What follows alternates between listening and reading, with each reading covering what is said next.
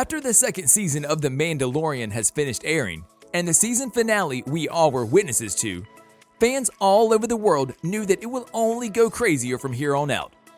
They have also been left wondering about the whereabouts of their favorite characters.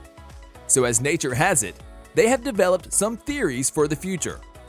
Some theories are just bonkers, but some are even crazy enough when you look at them, which might actually be true. Din Djarin will claim the Mandalorian throne. How long has it been since you've taken that off? Starting off our list with a big one, and probably one of the theories which is as close as it can get to being a part of the plot in the next season. Simply because it makes the most sense.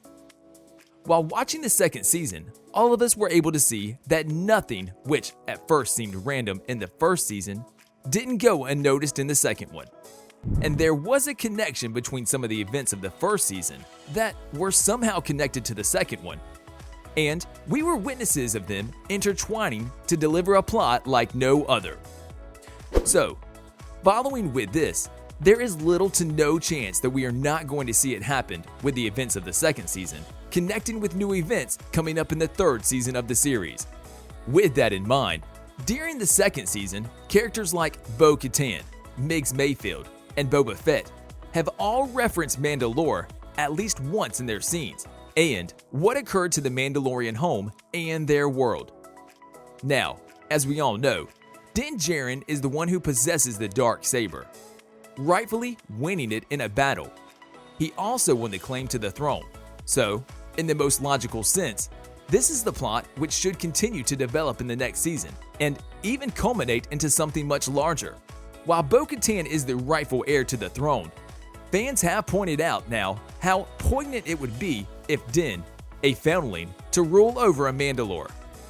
This would be more interesting in the way that, if you have followed the Mandalore storyline in the Clone Wars, then you know that Mandalorians like Almec were very negative towards the foundlings, making this plotline that much more dramatic. Baby Yoda enrolled in a new elite school. As the season came to a close, the second season finale seemed to create a pretty clear ending for the journey of Din Djarin and Grogu. With the arrival of Luke Skywalker, figuring out what to do with Baby Yoda has ended for Mando. Now, there has been a theory where a version of the Season 3 plot involves Mando visiting Grogu at a Jedi school. However, we all know that the heart of the show was the bond between these two. So now if this happens, it is over, right? Well, this is not entirely true, as we may see a lot of ups and downs in the next season, a lot of lies and treacheries between the characters. The Luke Skywalker might not be the one we know from the Star Wars saga.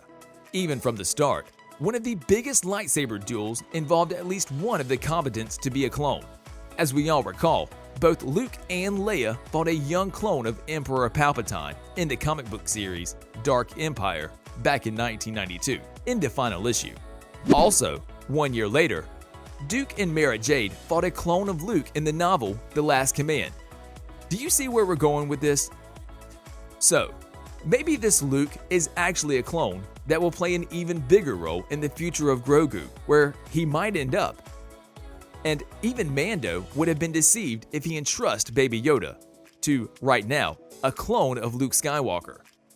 Thus, feeling the guilt eat him from the inside out, and pursuing to find his lost child, with whom he went through hell and back on their journey.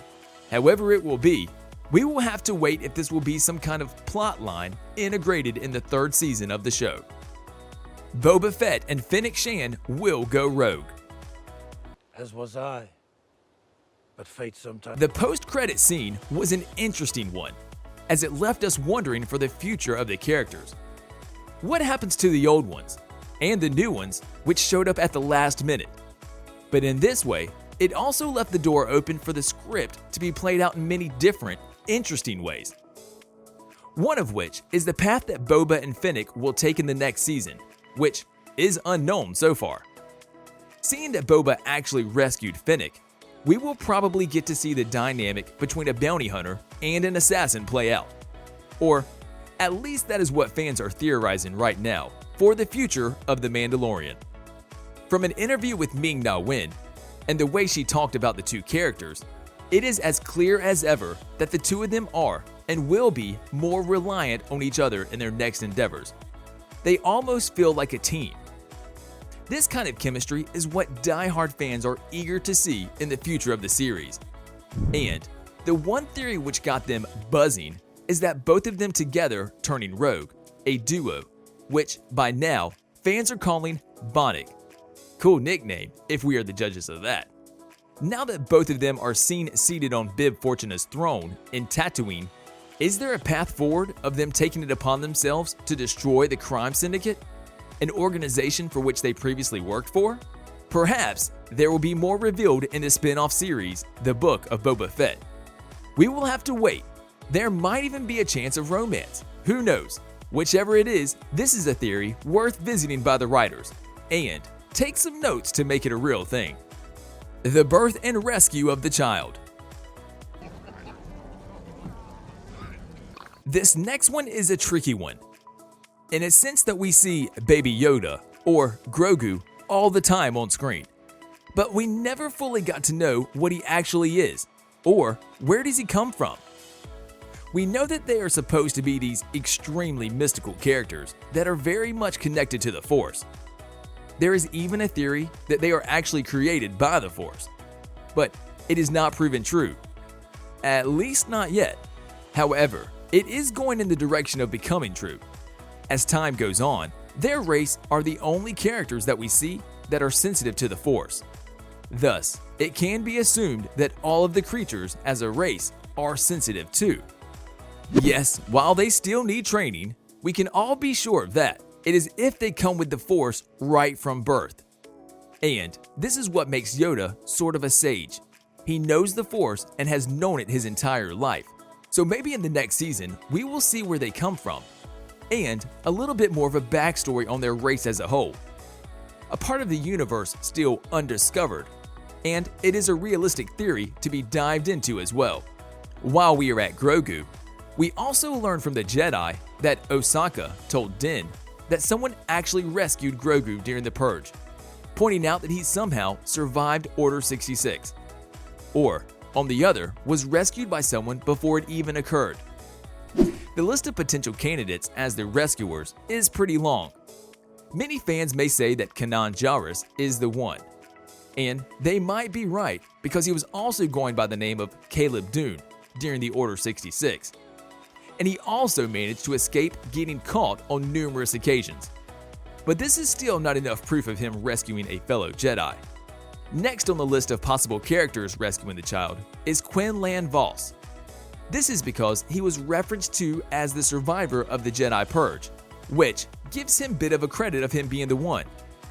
And last but not least, many fans theorized that R2-D2 is the one who rescued him, which may be possible, and a plausible explanation of them knowing each other in the finale. Theories, all worth visiting, and probably becoming true to even see them on the big screen in the next installment of the series. The Silver Ball reuniting Din and Grogu. All of them mourning fans because of the separation between Din and Grogu has to be fearing that one simple yet very valuable object will be the game changer, and that is the Silver Ball. The ball holds a sentimental meaning for Din, and it came to the spotlight when Grogu used it in his training with Ahsoka, and it is also his favorite thing. So that's that. It was part of the plotline when Din found it in the wreckage of Razor Crest, after losing Grogu to the Dark Troopers. So we know that he has it in his possession, but we haven't seen it again yet. It might serve as a reflection in Din's eyes and his time with Grogu, and in Season 3, only for him to realize that he doesn't want to be parted with him. Thus, for all of you fans out there is no doubt that we will not see them both together again. We are more than certain, but we don't know in which way. This is the last theory on this list, and the most possible one.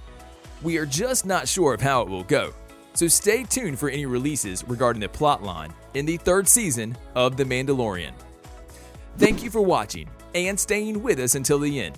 Make sure to like, subscribe, and hit the bell icon for more videos like this in the future.